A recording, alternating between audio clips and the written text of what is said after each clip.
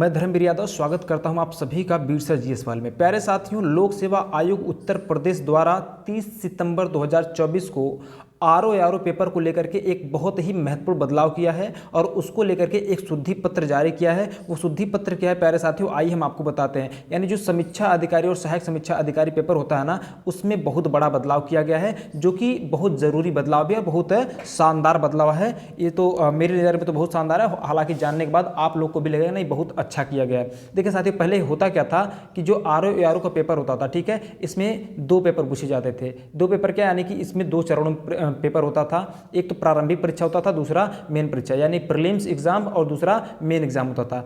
ठीक है, अभी भी ये ऐसे ही रहने वाला है, लेकिन बदलाव क्या हुआ है, तो जो प्रारंभिक परीक्षा होता था ना, पहले इसमें दो पेपर पूछा जाता था, एक सामान्य अध्ययन का और दूसरा सामान्य हिंदी का। सामान्य अध्ययन से कुल 140 प्रश्न पूछे जाते थे, सामान्य हिंदी से 60 प्रश्न पूछे जाते थे। तो अभी भी प्रश्नों की संख्या वही रहने वाली है। तो बदलाव क्या होगा उसको समझिएगा। यानी जो सामान्य अध्ययन होता था, सामान्य हिंदी होता था, ये दोनों अलग अलग प्रारंभिक परीक्षा के लिए आपको प्रश्न पत्र मिलते थे। लेकिन अभी क्या किया गया है, इन दोनों को मर्ज करके एक ही कर दिया गया है। यानी अब से क्या होगा, अब से जो आपको प्रश्न पत्र मिलेगा, पेपर मिलेगा, वो केवल और केवल एक पेपर रहेगा और उसी पेपर में आपको सामान्य अध्ययन और सामान्य हिंदी दोनों के ही प्रश्न देखने को मिलेंगे। तो यहाँ पे देखिएगा, यहाँ मेंशन किया गया है कि जो प्रश्न पत्र का नाम होगा वो क्या होगा, सामान्य अध्ययन एवं सामान्य हिंदी होगा। ठीक, प्रश्न पत्र का प्रकार क्या होगा, तो वस्तुनिष्ठ होने वाला है, यानी कि बहुविकल्पी होने वाला है। ठीक, अगर हम बात करें प्रश्न पत्र की संख्या, यानी आपको अब कितने पेपर मिलेंगे, तो केवल और केवल एक मिलेंगे। पहले क्या होता था,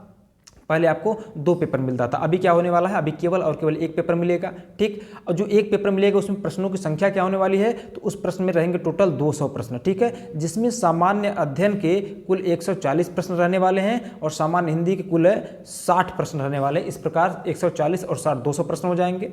अच्छा, 200 प्रश्न है तो एक प्रश्न के लिए, यानी प्रत्येक प्रश्न पर निर्धारित अंक तो कितना है, वो भी एक है। यानी आपको एक प्रश्न के लिए एक अंक दिया जाएगा, अर्थात अगर 200 प्रश्न है, ठीक है, तो टोटल अंक कितने हो जाएंगे, टोटल पूर्णांक कितना हो जाएगा, 200 पूर्णांक। यानी एक प्रश्न के लिए एक नंबर है, तो टोटल 200 प्रश्न है, तो पूर्णांक कितना हो जाएगा, 200 नंबर का होने वाला है। ठीक है, अच्छा, वहीं समयावधि की बात करेंगे तो समयावधि कितना भाई, 3 घंटा, यानी 200 प्रश्न रहेंगे और आपको समय कुल मिलेगा 3 घंटा का। ठीक है, अच्छा, ये तो बदलाव हो गया प्रारंभिक परीक्षा में। मुख्य परीक्षा में देखिए किसी भी प्रकार का बदलाव नहीं हुआ है। इसका जो विज्ञापन था, परीक्षा जो ना, तो पहले की तरह रहेगा। और देखिए यहाँ पे नोट में मेंशन किया गया है कि प्रारंभिक परीक्षा एवं मुख्य परीक्षा के विषयों के संगत पाठ्यक्रम यथावत रहेंगे। यानी कि इसका जो कह सकते हैं कि हम सिलेबस है, जो पाठ्यक्रम है, उसमें कोई भी बदलाव नहीं हुआ है, वो जस का तस है। तो आप लोग सिलेबस पे बहुत ज़्यादा ये मत सोचिएगा नहीं सिलेबस में बदलाव हुआ है, सिलेबस में कोई बदलाव नहीं हुआ है। बदलाव ये हुआ है कि जो प्रारंभिक परीक्षा में दो पेपर मिलता था आपको अलग अलग,